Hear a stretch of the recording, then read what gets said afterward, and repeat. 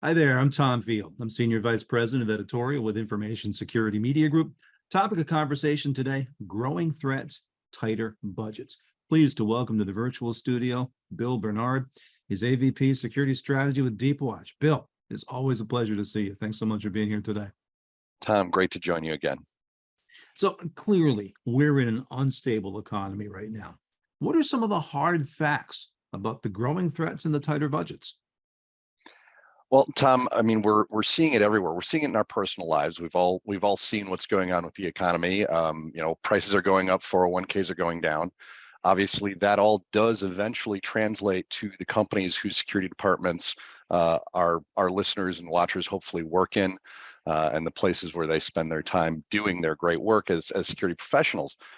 We're seeing companies already start with layoffs. We're seeing companies already prepare for what they're concerned is coming with this inflation and with the big R recession word that we're hearing people bandy about. Maybe we'll have one, maybe we won't, but we're certainly seeing companies begin to act like there's one coming. And of course, this is 2022, on the heels of 2021, where we saw unprecedented growth in ransomware attacks, things along those lines. Some of the other things we're noticing, cyber insurance premiums are going up. Cyber insurance coverage getting tighter. Just yesterday, as we record this, Tom, I noted that Lloyd's, major underwriter in London, has further tightened some of the concerns around acts of war with regard to cybersecurity insurance, and that's going to even tighten things further. So let's talk about the board. How does the board view cybersecurity in these times? And how can we, when I say we, I mean security leaders, how can security leaders influence that view? So, Tom, unfortunately, a lot of boards, and I'm generalizing here, so forgive me if you're a board member who disagrees, but a lot of boards are still looking at security as a cost center. It's hard to describe what security does in a way that makes it visible as an enabler of business. So security, like many other departments, frankly, in a company, begins to look like a cost center and always really has looked like a cost center. So knowing, though, that the reality today is that security is that much more important for a company than it was maybe 5 years ago even, we have to be able to help the board not see us as maybe a collection of expensive tools or a necessary evil, but we have to be able to pivot the board's opinion, pivot the board's view to being an active partner and to being an enabler of the business. I think one of the places that we do need to start with that, Tom, is we need to go back and look at our own closet, so to speak. In an industry or in a company with about 5,000 employees, the estimate is that there's over 70 different unique security tools in play in that company. There's a reason why boards look at us like a collection of expensive tools. Let's talk about those tools, Bill. How do you go about weeding out features and get to actual solutions that will have meaning to an organization? Tom, a sales leader that I worked with many years ago, as we were walking into a big convention center in San Francisco one day for an event, he said, "Bill, take a look around. You're going to see a lot of features masquerading as products and products masquerading as solutions." That's stuck with me forever. I think that is one of the problems that we have in information security. There are lots of great features, lots of great ideas that certainly help security, but on their own, maybe they're not a standalone product or even a solution to a need. And I like to think about it a little bit this way, as sort of a mental test for me. I take a look at a point and shoot camera that I might have had a few years back. And maybe at that time, it was a product. It did things that I needed when I was going on vacation, or maybe even taking some photos for work for purposes, maybe to put on my LinkedIn account or whatever. But obviously over the past few years, camera phones have become so much better that point and shoot camera that was a product 5, arguably 10 years ago, is now a feature of another device that I carry around all the time. I think we need to go look at our inventory of security tools and think about that. Another place where that becomes even more important as we look at that inventory of tools is, what are we solving with that product or that set of features? Again, I think about something like ride sharing. Ride sharing in its essence is a car that's the product, and that is somehow providing a solution. Well, it provides the solution by having a driver that's not me. So to my way of thinking, solutions are products being used by people. So what are the rest of the things in your security arsenal that are products that just aren't being used and aren't actually providing a solution? Now, again, that may sound harsh, but I'd also point out that if we do a little math, we think about that 5,000 person employee or the 5,000 person company, we think about the number of tools that they have, somewhere north of 70 on average. We think about the number of people in their information security department. We start to come to a number of about 3 to 5 tools per security employee. So what you're saying is, Mr. Security Employee, you're responsible for these 3 tools. This is your 40-hour-a-week job. That's not the reality of anybody's security department that I've ever seen. Nobody is spending their time on those tools like that. And some tools have 10 people working on them throughout the week because they are that important. So we need to go back and we really need to think about, where are we asking the board to let us spend money in terms of security? Well, let's talk about the people and how you prioritize them. In other words, how do you recruit as necessary, even in these times, and make sure you retain the good ones? I think a huge part of that, right? We know security talent is hard to come by. There were about 1 million people employed in information security in the United States over the past year, and there were about 600,000 job openings posted, according to some reports of folks who've been tracking that stuff. Obviously, the people are at a premium. So to my way of thinking, the first thing we have to do is we have to think about, how are we utilizing those people in the best way possible? Are they spending their time on meaningless, rote, repetitive tasks that we should be trying to automate? Are they spending their time on reactive activities as opposed to building and planning your security program and making your security program better? This is a place where I think you can increase employee retention in the security department by making sure that they're doing interesting, fun, challenging things that are necessary to your security program, and looking for ways to lighten the burden on the rote, repetitive, day in and day out tasks that aren't nearly as enjoyable for them. And what role can the MSSP play in all of this?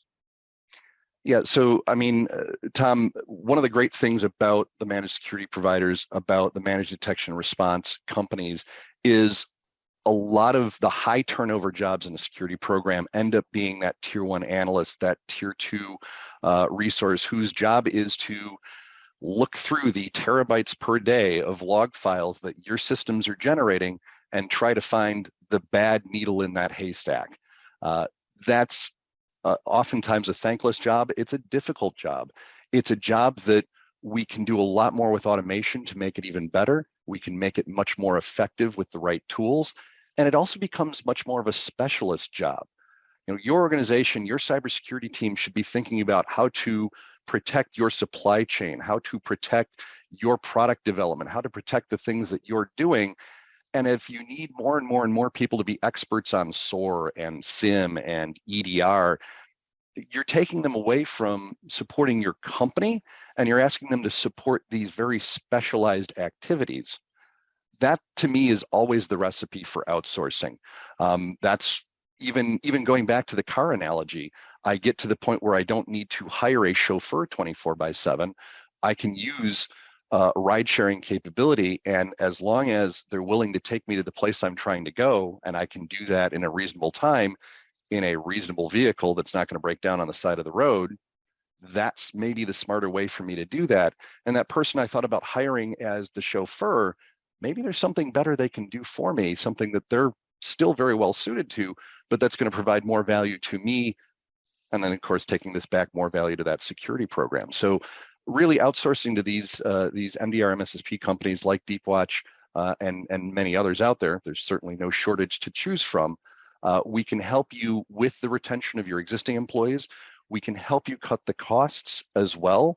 One of the great things that you can find on our website is a Forrester Total Economic Impact study showing a 450% return on investment. So these investments are going to be good. They're going to resonate with the board because they're going to be able to see how you're doing it better than trying to do it in-house. And they're going to be able to see how you can then be freed up to do more, to make the security department less about reacting and more about continuing to build out the capability to protect the company into the next 5 years, into the next decade, et cetera. So let's sum up a bit about what we've talked about. We talked about taking a second look at the tools, about prioritizing the people, about finding the ideal role for managed services. You do all that. How do you then demonstrate to the board that security is a business enabler?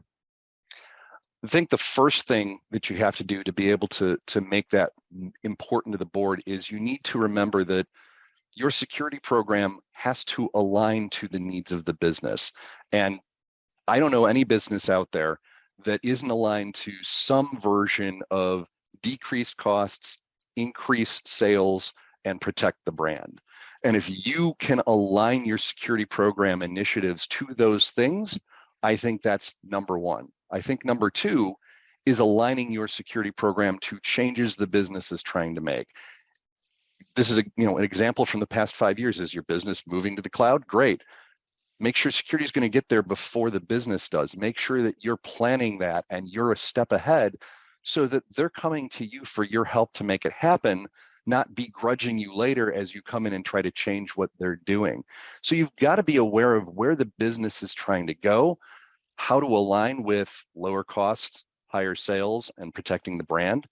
And then again, be even more tactical as you start looking at the objectives of the business and how you support those, as opposed to how you have to come in and change them later. That transformation, along with cleaning out the junk closet, so to speak, of the old features and the products that were products 5 years ago but are features now, making sure that your people are working as efficiently as usefully and are more excited to stay, and you start showing those sorts of returns to your board, those are key things that are going to help. I think one of the places where we in information security are both well prepared and horribly ill prepared all at the same time is we have a plethora of data available to us. We have data to help make data-driven decisions like few other parts of the company, but we're not good at telling a story with that data. If we can't take that data and turn it into something that means something to the board, means something to our C-level peers, something that helps promote where we're trying to take this organization that we're all working for, if you can tell that story, now you've got something going and your security program is going to thrive in these economic uncertainties. Bill, as we wrap up here, talk to me a little bit more about Deepwatch. How are you helping your customers prepare for tighter budgets?